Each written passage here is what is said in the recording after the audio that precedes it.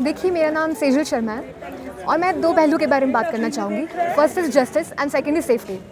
Justice for that girl जिसके साथ ये सब हुआ है, और सेफ्टी बाकी मेडिकल स्टूडेंट्स की जिनके साथ ये चीज़ हो सकती है। हमने देखा है कि इंडिया में गर्ल्स अभी तक भी सेफ़ नहीं है। ये चीज़ पहली बार तो नहीं हुई है लड़कियों के साथ, और ये आगे भी हो सकती है। मेडिकल स्टूडेंट को 24 आवर 36 आवर की ड्यूटीज़ देनी पड़ती है। That girl also after 36 hours just taking the rest, वो रेस्ट ले रही थी और उसके साथ ये सब चीज़ें होती है एट 3 AM।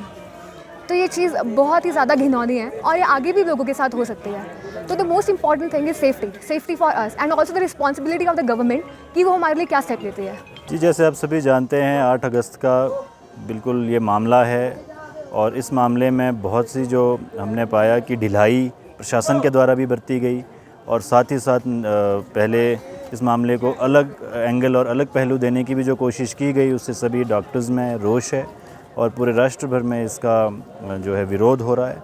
और एक ही मांग हो रही है कि जो हमारी डॉक्टर हैं उसे भरपूर न्याय मिल सके। एटलीस्ट जो उनके साथ जो भी ये कांड हुआ है उसकी जो है ऐसा न्याय मिले जिससे कि आने वाले समय में कोई भी ऐसा कृत्य करने से पहले कम से कम 100 दफ़ा ये चीज़ सोचे। और बाकी डॉक्टर्स की सुरक्षा को लेके भी एक प्रश्न चिन्ह उठता है, उसको लेकर भी ये प्रोटेस्ट एक तरह से आप समझ सकते हैं। और मुख्यतः इस प्रोटेस्ट का जो मकसद है वो हमारी जो डॉक्टर हैं जो उनको श्रद्धांजलि देने के लिए है, जो एक तरह से हम कह सकते हैं कि जो शहीद हो गई अपनी सेवाएं देते देते फील्ड में। तो बस इन्हीं सभी चीज़ों को लेकर आज ये कैंडल मार्च रखा गया था। और एक आह्वान भी आप समझ सकते हैं सभी नागरिकों से है कि जब भी कोई ऐसी बात आती है तो उसमें ज़रूर डॉक्टर के लेवल पे भी सोचकर देखा जाए कि वो किस तनाव, किस मानसिक संतुलन से गुज़र रहा है, तो उसको भी आप लोग ज़रूर देखें और उनकी भी जो है उनके भी पहलू को समझें, और जब भी आपका उनसे इंटरेक्शन होता है। लेकिन आज का जो मेन हमारा पर्पज़ है वो यही है कि जो डॉक्टर इस कृत्य में जिनकी जान गई है उनको लेकर के हम श्रद्धांजलि भी दे रहे हैं, और प्रशासन को भी एक अलर्ट दे रहे हैं कि किस तरीके की घटनाएं आए दिन डॉक्टर्स के साथ होती है। मारपीट के मामले सामने आते हैं, लेकिन इस पर कोई कड़ा कानून बने और कड़े कुछ नियम बने जिससे कि ऐसा बार बार ना हो। तो इसी सब को लेकर ये आज का कैंडल मार्च रखा गया था।